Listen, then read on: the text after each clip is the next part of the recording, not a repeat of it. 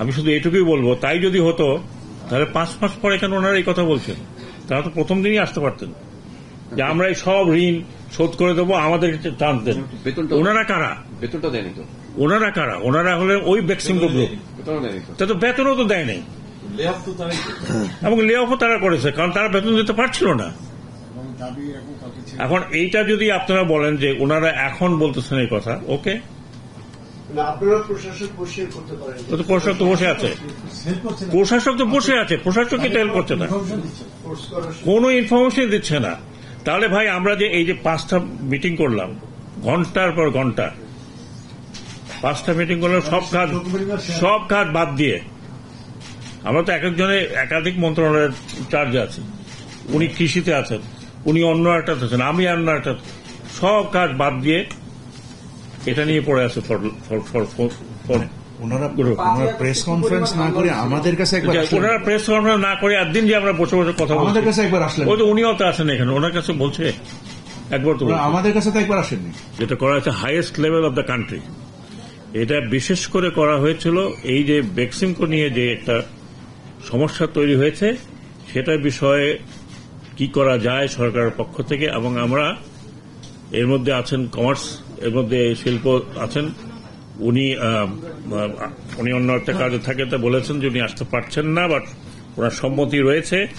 আর অর্থ উপদেষ্টা সালেউদ্দিন আহমেদ, উনি একটু অসুস্থ কয়েকদিন থেকে, আমার সাথে কথা হয়েছে, উনি বলছেন যে কোনো সমস্যা নেই, এভরিথিং।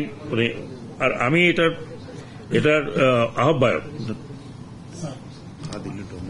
আদিলুর রহমান সাহেবের কথা বলেছি, উনি নেই এই মুহূর্তে। জনাব লুৎফে সিদ্দিকী আছেন, তিনি এখন দেশে নেই, তিনি দেশের বাইরে জেনেভাতে আছেন।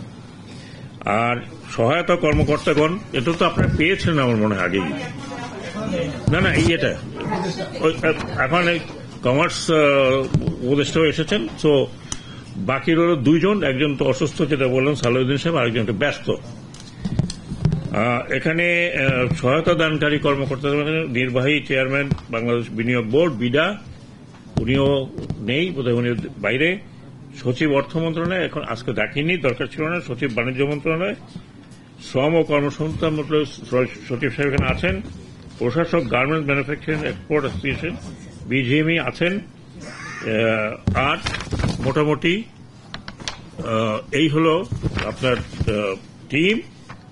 কার্য পরিধি ছিল বেক্সিমকো ইন্ডাস্ট্রিয়াল পার্কের প্রতিষ্ঠান সমূহ শ্রমিক অসন্তোষ নিরসনকল্পে আশু মধ্যমেয়াদী ও স্থায়ী সমাধানের লক্ষ্যে সুপারিশ করা, সম্পূরক প্রতিষ্ঠানসমূহে স্ফীত কর্ম পরিবেশ নিশ্চিতকরণের জন্য করণীয় নির্ধারণ, বা বাকি যা হয় অফিসিয়াল কোঅপ্ট করা যাবে ইত্যাদি ইত্যাদি আছে বিষয়টা। আমরা এই পরিপ্রেক্ষিতে বেশ কিছুদিন মোটামুটি তাদের সাথে কথাবার্তা বলে আমরা একটা শান্ত পরিবেশে ছিলাম। হঠাৎ গতকালকে বা তার আগের দিন তারা একটা সমাবেশ করে বলছে যে তাদের কাছে 3টা দাবি, এবং যে দাবিগুলো আমার মনে হয় যে কোনো সরকারের পক্ষে মিটা সম্ভব নয় এবং অত্যন্ত অযৌক্তিক। তারপরেও তারা বলছে যে তারা মানববন্ধন করবে, রাস্তাঘাট বন্ধ করবে। সো তারা করেছে, তারপরে কিছু বলেনি। পুলিশ মোতায়েন ছিল, আর্মি মোতায়েন ছিল, সবাই ছিল, কিন্তু কেউ তাদেরকে বাধা দেয়নি। আমরা বিশ্বাস করেছিলাম যে তাদের নেতৃবৃন্দ যারা আছেন তারা অত্যন্ত রেসপন্সিবল, মনে করেছি, এখনো মনে করি তারা অত্যন্ত রেসপন্সিবল, এবং রেসপন্সিবল হিসাবে তাদের দাবিগুলো তুলে ধরবে, তাতে কোনো আপত্তি নেই। কারণ আমরা এখন এই বর্তমান সরকার, আমি সরকারের পক্ষেই বলছি, যে আমরা চাই যে সবাই যার যার কথা বলুক, এবং আমরা যতদূর সম্ভব যতটুকু করার ততটুকু করব, যা পারবো না সেটা আমরা বলবো, যা পারছি না। এই পরিপ্রেক্ষিতে যা হয়েছে গতকাল আপনারা জানেন, বিভিন্ন পত্রিকায় বিভিন্ন রিপোর্ট আসছে, মোর দেন 100 বাসেস জ্বালানো হয়েছে, বিভিন্ন স্থাপনা ভাঙচুর করা হয়েছে, এবং বিভিন্ন পত্রিকা আপনারা নিজেরাই জানেন আগুন লাগানো হয়েছে, সবকিছু। না, ওনারা জানেন তো, ওনারা সবাই জানেন, কিন্তু সবাই অত্যন্ত রেসপন্সিবল জার্নালিস্টরা আছেন।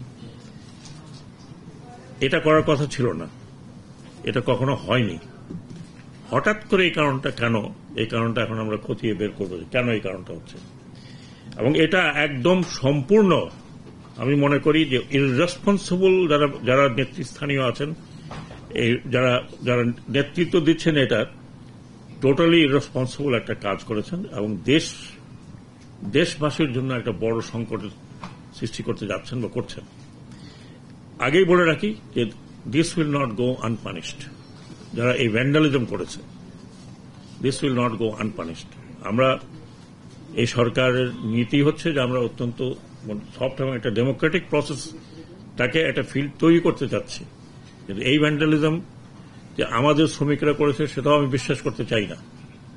এখানে নিশ্চয়ই আমি বলতে পারবো না, এটা ইনভেস্টিগেশনে বলতে পারবো, বাট আমার ক্ষুদ্র এক্সপিরিয়েন্সে মনে হয় দিজ আর দি পিপল যারা ইচ্ছা করে এসছে এই ভ্যান্ডালিজম করার জন্য এবং এই শ্রমিকদের নাম বদনাম করার জন্য। আজকের মিটিং হয়েছে, তারপরেও এখানে নেতা ছিলেন, বেশ কিছু শ্রমিক ছিলেন। আগে সেটাও বলে নি, তারা 3টি প্রস্তাবনা দিয়ে গেছেন। ফ্যাক্টরি বন্ধ করে শ্রম আইন অনুযায়ী দেনা পাওনা ক্ষতিপূরণ প্রদান, এটা কিন্তু আমরা অলরেডি ডিসাইডেড মানে উই ডিসকাসড। শুধু আমাদের বাকি ছিল এই আগামী আগামী মিটিং এ আমরা ডিসাইড করব যে হোয়ার to get this money from.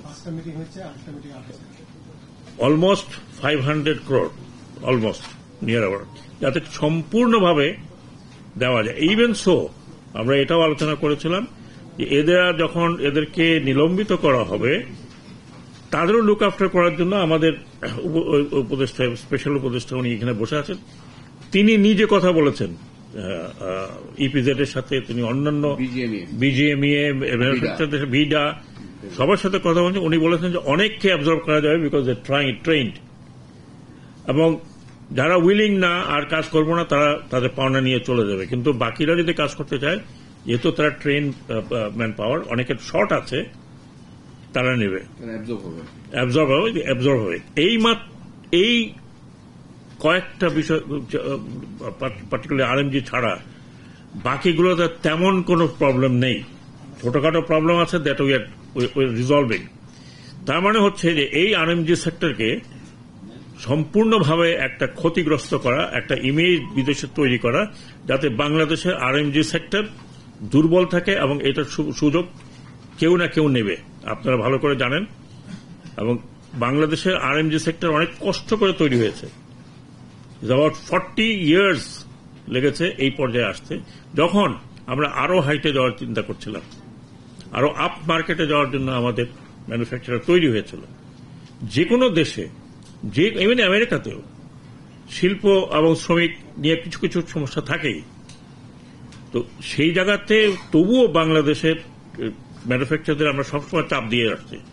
আমরা আইএলও কনভেনশন মোতাবেক শ্রমিক ভাইদের দেখাশোনা করতে যাচ্ছে। আমি এই 2 দিন থেকে আইএলও কনভেনশন নিয়ে বসে বসে আলাপ করছিলাম যে আরো কি করা যায়। অনেক জায়গায় আমি বলেছি শ্রমিকদের আরো কিছু বাড়াতে হবে, অন্যান্য ফ্যাসিলিটিস, এবং ওনারাই বলছেন আমার মন্ত্রণালয় যে স্যার আপনি এতখানি আগাচ্ছেন। Yes, they are our people, they are our kith and kin. এত কিছু করার পরেও আমরা দেখলাম যে কালকে একটা উদ্দেশ্য প্রণোদিতভাবে এই কাজটা করা হয়েছে, এবং লিডার্স যাদেরকে ভেবেছিলাম যে তারা লিডারশিপে আছে, they could not maintain the leadership.